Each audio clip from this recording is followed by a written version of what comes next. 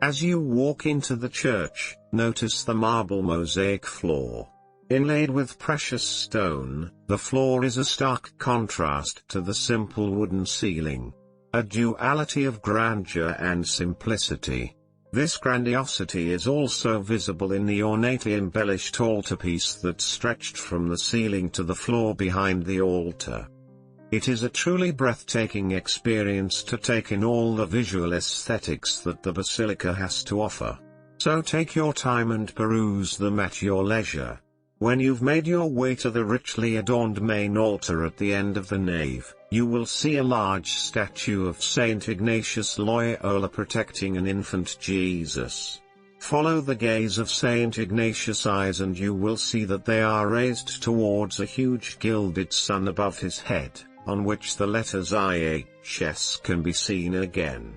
Above this is a representation of the Holy Trinity, the Father, the Son, and the Holy Spirit.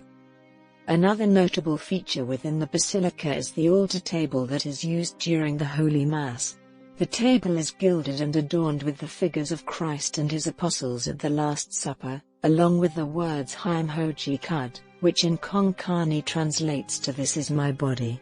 You may also be interested in the various paintings placed along the church depicting scenes from the life of Saint Francis Xavier.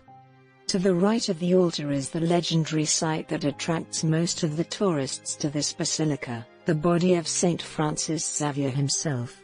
The body of the saint is placed in a silver casket which in turn is placed above the mausoleum. The mausoleum was designed by the 17th century Florentine sculptor Giovanni Battista Foggina, and it is said that it took him almost 10 years to complete. The silver casket was originally encrusted with precious stones, but sadly, over the years, they have been picked off. As mentioned in the introduction, the body of Saint Francis is kept for public viewing once every 10 years. Over 1 million Christians from around the world congregate here for that one day. Having seen the magnificence of the basilica and its rich heritage, is it any surprise? The church also hosts the feast of Saint Francis Xavier every year on the 3rd of December. If you are an admirer of art, I would suggest that you now make your way to Bom Jesus Basilica Art Gallery that is situated on the upper level.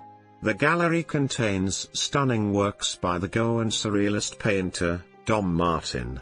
Even if you're not an art lover, the gallery is still worth a visit, simply for the wonderful experience it provides. Before you leave this place, let me leave you with a thought. Once Saint Ignatius asked Saint Francis, "What does it profit a man, if he gains the whole world and loses his soul?" It was this question that compelled Saint Francis to lead a reformed life. You should ponder over this question too, and you might find some very enlightening answers. Let us meet up at the next heritage site.